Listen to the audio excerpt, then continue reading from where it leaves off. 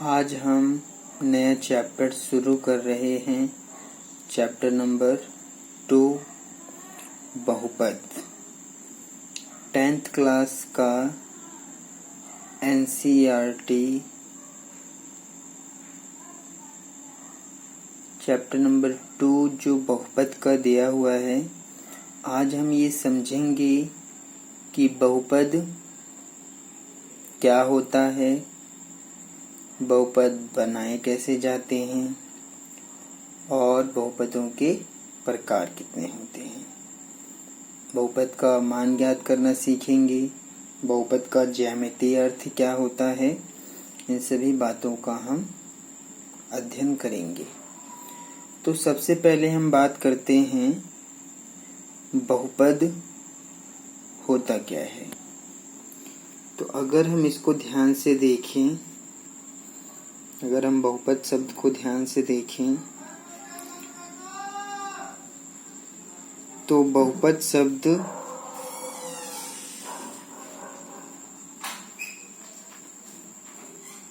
दो शब्दों से मिलकर बना हुआ है।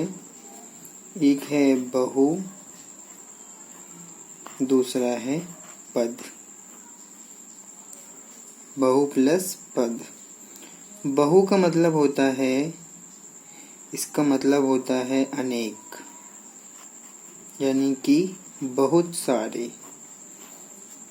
पद यानी कि जब एक से अधिक पदों को एक साथ जोड़ा या एक साथ लिया जाता है तब बहुपद बनाया जाता है। तो जो बहुपद होते हैं ये बीजीय व्यंजक होते हैं।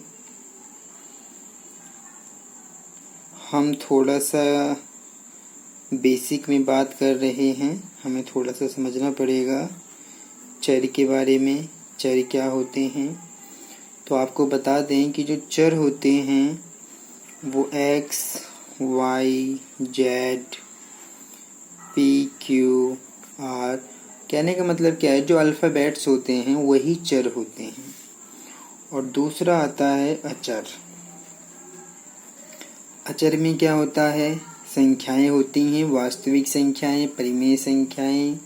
मतलब कहने का ये है कि अचर में सभी प्रकार की संख्याएं जो हम सोच सकते हैं वो सारी अचर होती हैं। जैसे 1, 2, 3, 4, 1/2, 2/3, √2, √3, -1, -2, -3, -4, 0। इस तरह से आप कुछ भी संख्या लीजिए, चाहे वो फ्रैक्शन में हो, रूट में है, या संख्या प्लस में है या माइनस में 0 है, तो वो सभी अचर होते हैं। तो अब ये जो बहुपद होता है, बहुपद चर और अचर यानी कि जो x, y, z जो अल्फ़ाबेट्स होते हैं और जो संख्याएं होती हैं, जब हम इन दोनों को एक साथ मिला देते हैं, क्योंकि तब इन्हीं दोनों के मिलने से ही बहुपद बनते हैं। तो कहने का मतलब क्या है कि बहुपद का अर्थ तो हमने देख लिया कि बहु मतलब अनेक, प्लस पद यानी कि जब एक साथ अनेक पदों को हम लेते हैं तब बहुपद बनाए जाते हैं। अब ये जो बहुपद बनता है उसमें जो पद होते हैं वो चर और अचर दोनों से मिलकर बनता है। जैसे अगर हम उदाहरण लें, अगर हम उदाहरण समझें इसका, तो जैसे मान लीजिए हमने एक चर लिया x और इसमें हमने एक अचर ले लिया 3। तो ये जो x + 3 है ये एक बहुपद है। इसमें कितने पद हैं, 2। एक पद ये, दूसरा पद ये। इसी तरह से अगर हम और भी पद ले लें, जैसे हमने कॉमा लगाया, फिर एक लिखा 2x, यानी कि 2 तो अचर है लेकिन x जो है वो चर है। 2x प्लस 3, तो ये भी एक बहुपद है। इसी तरह से अगर हम इनके ऊपर स्क्वायर भी लगा देते हैं, जैसे 3x² प्लस 5x माइनस 2, तो ये भी एक बहुपद है।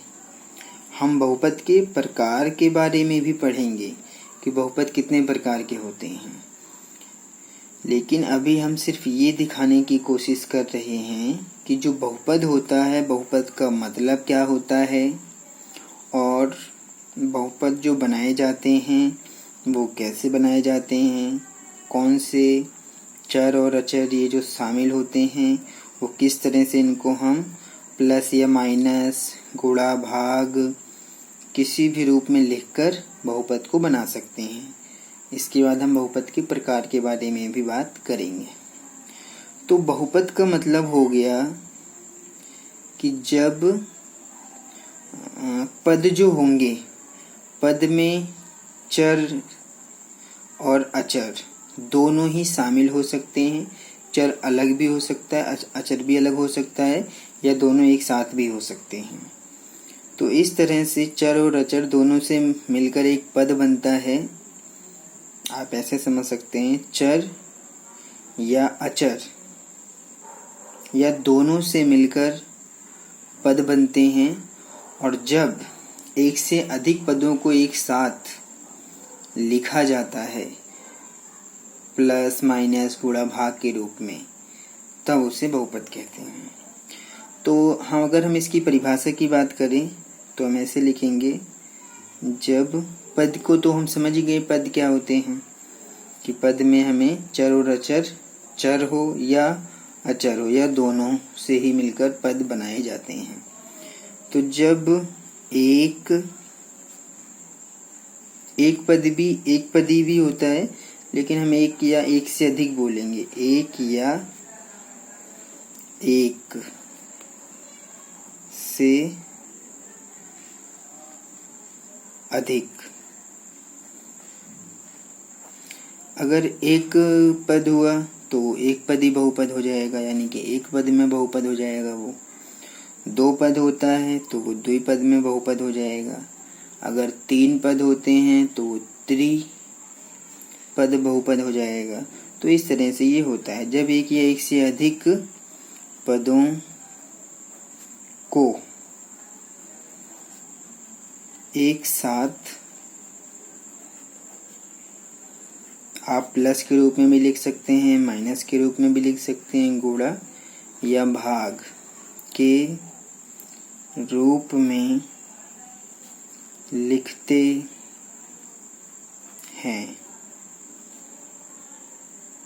तो इसे बहुपद कहते हैं।